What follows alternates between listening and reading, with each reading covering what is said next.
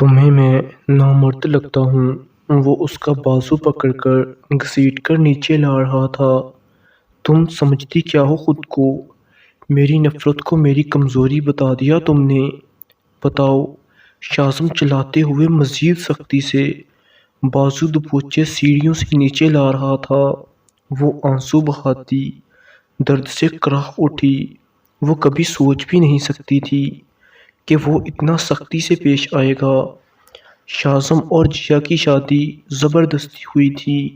وہ جانتی تھی کہ شازم کسی اور کو پسند کرتا ہے، مگر گھر والوں نے ان کی سنے بغیر انہیں بندھن میں باندھ دیا اور وہ دونوں اپنی ناپسند زندگی گزارنے لگے۔ شازم اور جیا کی شادی کو 7 مہینے گزر چکے تھے، لیکن شازم نے جیا کو ہاتھ تک نہیں لگایا تھا۔ تو جیا نے اپنے دوستوں اور گھر والوں کو بتایا کہ شازم نامرد ہے۔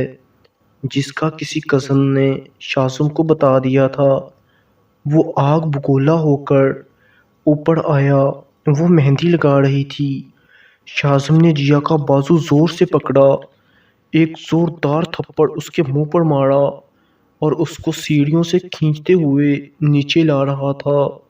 شازم کی امی شازم کو اتنے غصے میں دیکھ کر دوڑ کر آئی۔ کیا ہوا ہے؟ کیوں اتنا چلا رہے ہو؟ مجھے بتاؤ۔ امی آپ مہربانی کر کے چپ رہیں، بالکل چپ، کوئی بیچ میں نہ بولے۔ یہ سب آپ لوگوں کی وجہ سے ہوا ہے۔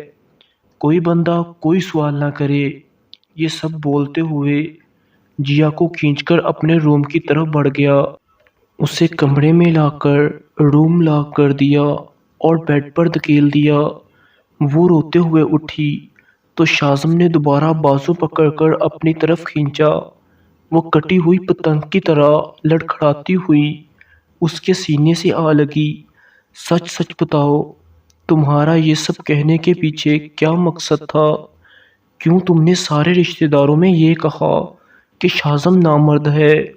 کیا دیکھا تھا تم نے میرا، جو تم مجھے نامرد مشہور کر آئی ہو؟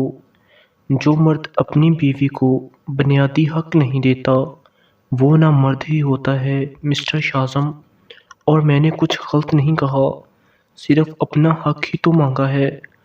تمہیں اگر حق چاہیے تھا تو مجھے کہتی نا، لوگوں کو جا کر مجھے نامرد کہتی پھرتی ہو۔ آج تمہیں میں ایسا حق دوں گا کہ تم یاد رکھو گی۔ شازم نے جیا کو دھکا دیا اور بیڈ پر پھینک دیا۔ خود شرٹ کے بٹن کھولنے لگا۔ جیا کے پاس آیا، اس کا دوپٹہ چھین کر اتار دیا۔ جیا اب ڈرنے لگی، مگر شازم نے سختی کے ساتھ جیا کے ہونٹوں کو ہونٹوں میں لیا۔ جیا کا چہرہ سرخ ہو گیا۔ شازم نے اس کے کچھ کپڑے تو غصے میں پھاڑ دیے اور کچھ اتار دیے اور اس کے جسم کو مسلنے لگا۔ جیا رونے لگی، لیکن شازم اس سے بے خبر غصے میں اس کے جسم کو ایسے مسل رہا تھا جیسے روئی کو دھنک دیا جائے۔ وہ مسلسل رو رہی تھی اور شازم اپنے جسم کی طاقت، سختی کے جھٹکوں سے اسے کھا کر گھائل کر رہا تھا۔ وہ روکتی رہی، مگر شازم کے سر پر جنون سوار تھا۔